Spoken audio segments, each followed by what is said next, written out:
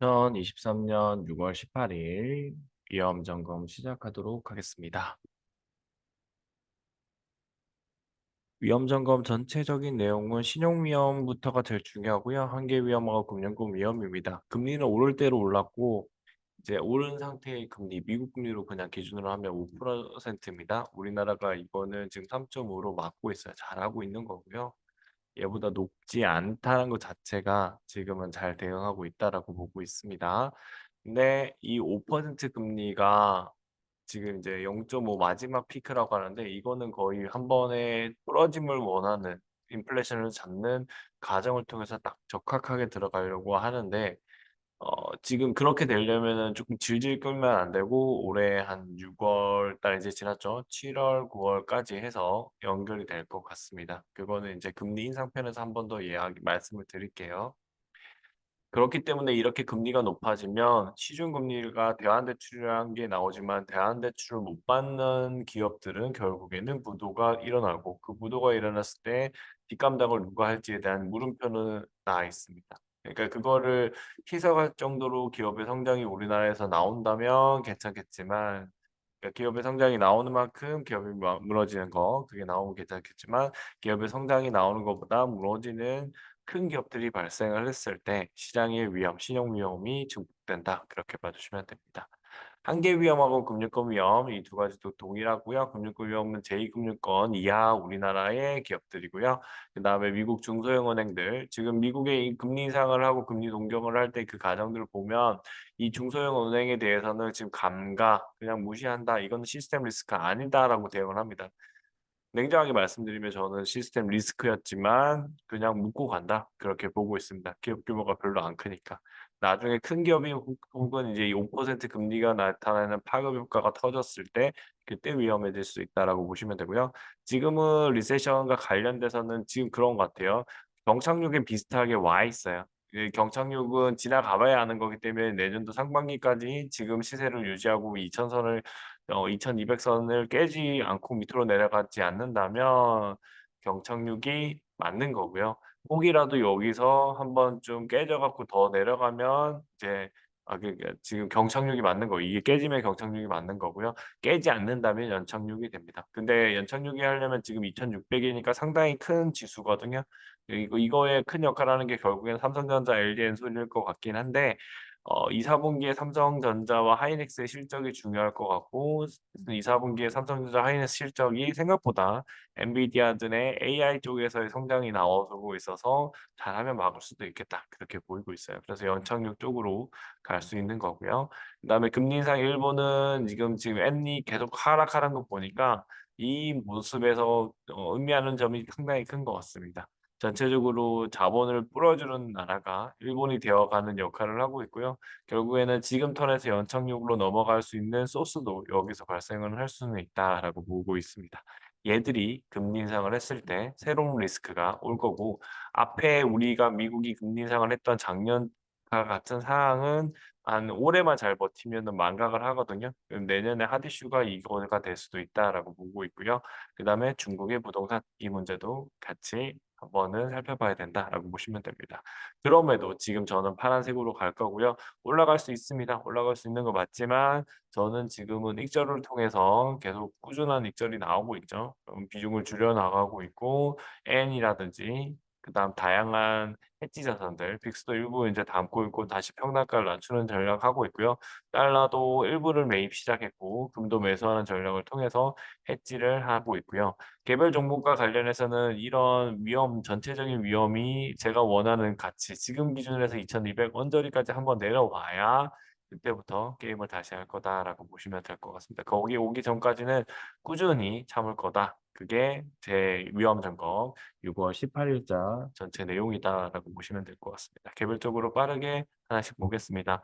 CDS는 37에서 35로 나왔기 때문에 긍정적이고요. 여기도 CDS 다 줄었습니다. 일본만 볼게요. 일본이 똑같죠. 그러니까 긍정적이고 위에 있는 네덜란드는 더 떨어졌으니까 상당히 괜찮다.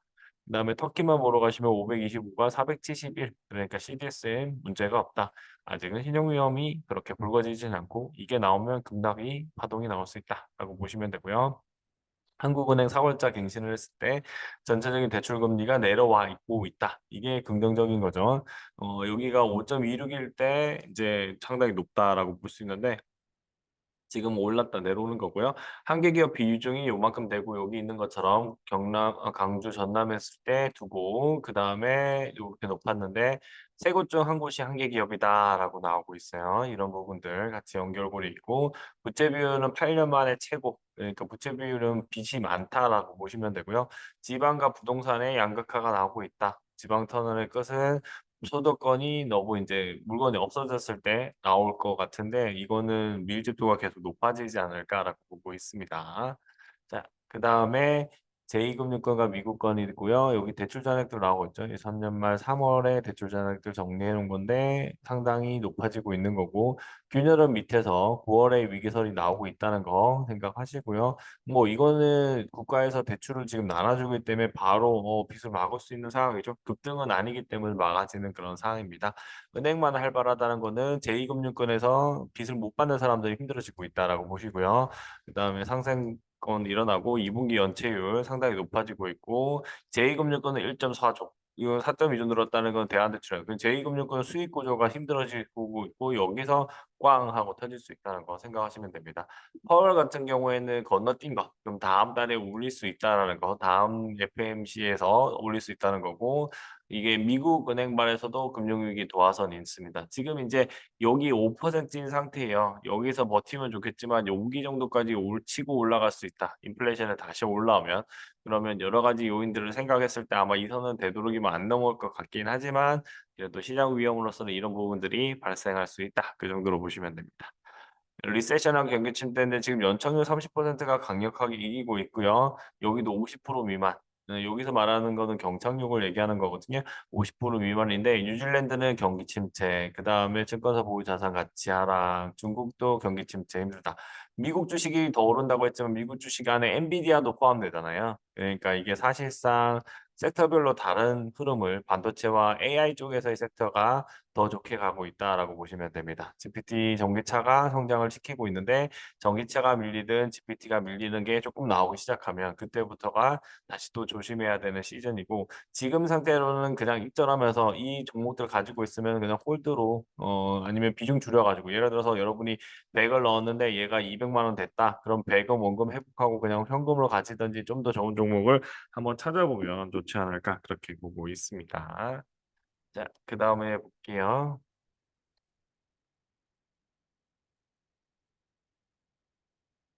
네. 이게 약간은 좀 벅벅거리더라고요. 7 이고 인제 금리 인상하고 일본입니다. 제일 중요시 여겨야 되는 거는 일본이고요. 올해 일본이 금리 인상을 안 하면 물음표가 됩니다. 언젠가는 터질 폭탄이거든요. 제로 금리를 가고 있죠. 그렇게 보시면 되고 지난주 주말에 쪼끔 빠진 이유가 금리가 높아져서 이렇게 오른 거고 일본 증시 30% 상승한 거는 지금 약간 혁신 쪽으로 성장의 발을 제대로 찌고 있거든요. 이상한 짓을 안 하더라고요. 그다음에 요렇게 여러 번 그들 내용도 있는데 끈질기게 기존 정책을 지속하고 있다는 거에서 크게 노리고 있다라고 보시면 됩니다. 엔테크 지금 해 놓으면 제가 봤을 때 이게 다시 20% 정도는 오르지 않을까. 10% 에서 20% 정도는 오를 거고 그래서 그냥 꾸준히 인제 담으려고 하는 거고 많으면 1 분의 10 그러니까 10% 까지 이걸 투자 자산으로 매집하고 대응할 가능성이 있다라고 보시면 될 것 같습니다. 아직 일본은 제로금리예요. 자 그다음에 인제 패드 워치인데요. 지금 요렇게 바뀌었어요. 인제 요 확률이 이제 100% 비슷하게 70 몇 프로 올라가면 100%고 다음 달에 그다음 FOMC 9월 달에 있는 거에서도 이렇게 68% 그러니까 다음에 올리고 그다음에 쉰다. 그 모드로 가는 거고요. FOMC가 여기 저 6월 14일 날 요거 지금 쉬었다. 그걸 보여주는 겁니다. 5.2고 우리나라 3.5죠. 그러니까 이 두 개의 간극에서 얘가 이게 올라가는데 얘가 가만히 있을 수 있는지에 대한 질문은 해야 돼요. 안 올리면 얘도 결국엔 힘들어질 수 있다라고 보시면 되고 올리면 또 우리나라 기업들이 힘들어지겠죠. 여기서 진짜 대단한 나라가 일본이죠. 그만큼의 강력한 에너지원을 가지고 있는 거고 얘가 과연 1%에 언제 도달할까도 중요한 내용이다라고 보시면 될 것 같습니다. 전체적으로 이 비율은 똑같으니까 그대로 나고 중국 부동산 한번 보겠습니다. 일자형 회복이죠. 이렇게 간다는 거예요. 그러니까 이게 안 된다는 거예요. 성장이 안 된다는 거고 둔화 일어나고 있고 이런 부분들이 있어요. 근데 WTI 올라 떠오르고 뭐 중국 부양카드 내면 중국 증시는 좋아질 거고 저는 빅테크가 지금 반도체를 공략하고 있지만 그거뿐만 아니라 그냥 자연스럽게 중국에 있는 IT 기업들도 성장하려고 힘을 내려고 할 거거든요. 그래서 그런 부분 생각하면 나쁘지는 않다. 그래서 저는 중국 쪽에 있는 테크주도 그렇게 썩 나쁘게 보고 있지 않습니다. 더 인제 항상 테크 쪽에 대해서 관심을 가지고 대응할 예정이다. 그렇게 봐 주시면 될 것 같습니다. 이번 주 위험 점검은 여기까지고요. 1 주간 있었던 각 이슈별 위험에 대한 점검을 간단하게 해 드리는 거고요. 전반적인 큰 흐름은 그냥 큰 폭으로 상승 쪽으로 지금은 가는 일단은 상승 쪽으로 갑니다. 올라가다 이렇게 박스권하면서 우상향하고 있는 거고 고점 놀이는 이렇게 수평을 다시 할 거예요. 그리고 하락을 금리 인하가 했을 때 이 방향으로 갈 건데 요게 요 정도만 되면 가 다행인데 이렇게 내리꽂더라고요. 그래서 이 내리꽂는 거를 기다리고 있다. 그렇게 봐 주시면 되고 지금은 요 구간에 해당됩니다. 요 구간에 해당된다고 보고 있고 요 건물이라고 봐요. 더 이상 오를 때는 많이 없다라고 보고 있고 요것만 대응하기 때문에 시간이 얼마나 걸리든 간에 파란색으로 대응을 해서 이거를 확인하고 난 다음에 그때부터 적극적으로 종목을 선별하고 시장 대응을 한번 해 보도록 하겠습니다. 이번 주 여기까지 하고요. 다음 주에도 좀 전에 마지막에 말한 멘트는 다시 정리해서 한번 홈페이지에 올려 드리도록 하겠습니다. 감사합니다.